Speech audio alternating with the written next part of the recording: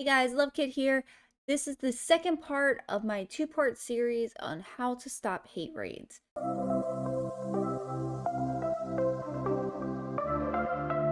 Now, y'all know I've recently been hate raided and I get a lot of questions on how I was able to shut everything down as fast as I was, and they ended up getting so bored that they ended up leaving. I'm going to show you exactly how I did that. In this video, I'm going to show you how to put a panic button on your Stream Deck so everything can be flipped over into your OBS so that you don't have to stress about that, and then you can do your lockdown command. Alright, so here is what my Stream Deck looks like. I have my normal scenes as things that I usually have on my Stream Deck, but we're going to add, I already have a panic button right here, but we're going to do a secondary one. We'll put one right here. And the things that I have, alright, so the first thing we're going to do is we're going to go over here to Stream Deck, and we are going to put in the multi-action switch. We're going to title this panic button.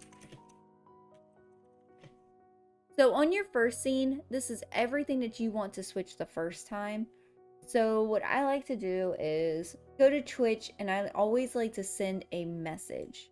I just drag that on over, I click it. You don't have to put a message like this in there, but I do recommend that you do put a message of some sort to allow people that are in your stream to know what's going on.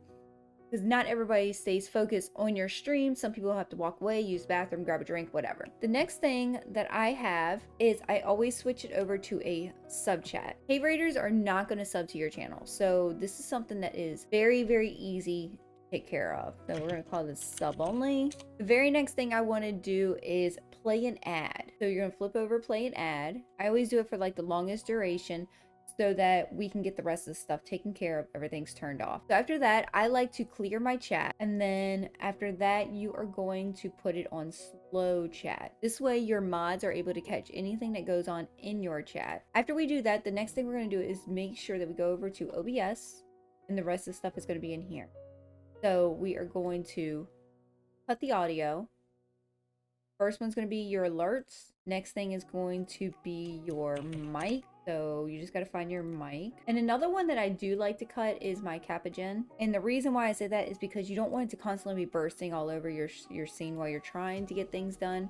So cut your kappa. I also like to switch scenes, and I like to switch this to the be right back scene. So as of this point, when this hits, every single thing in your stream is going to be shut down and shut off. There is nothing they can do at that point. Another thing I like to put right here is a stream marker. You want to be able to mark the moment that it all happened. So I'm just going to put mark it. Actually, I'm going to put this chat message down here. That way everything can get switched over and they can still read what's going on.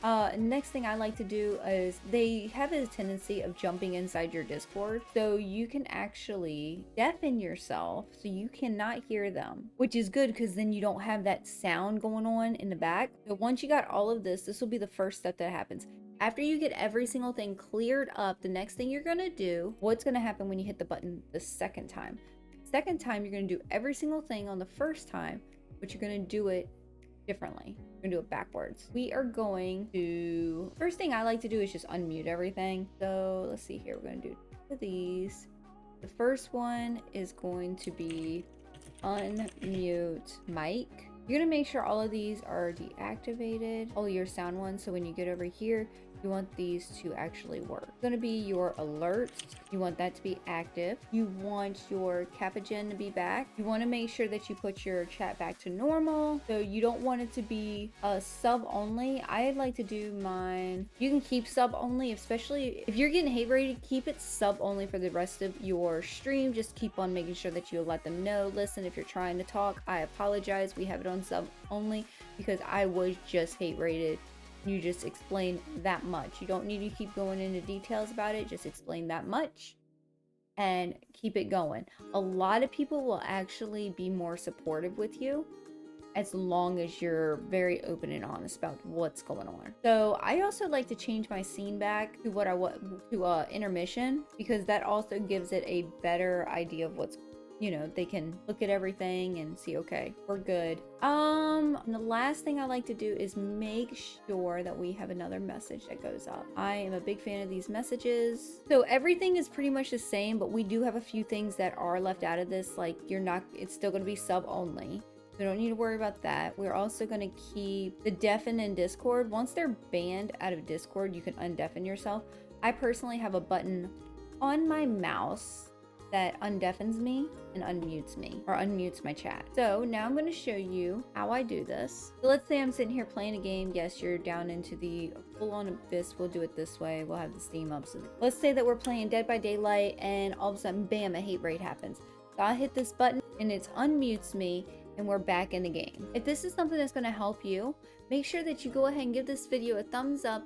Leave a comment down below on how this would help you, other than, you know, a hate raid. These are actually really good for multiple things. Guys, thank you so much for watching my video, and I'll catch you in the next one. Bye!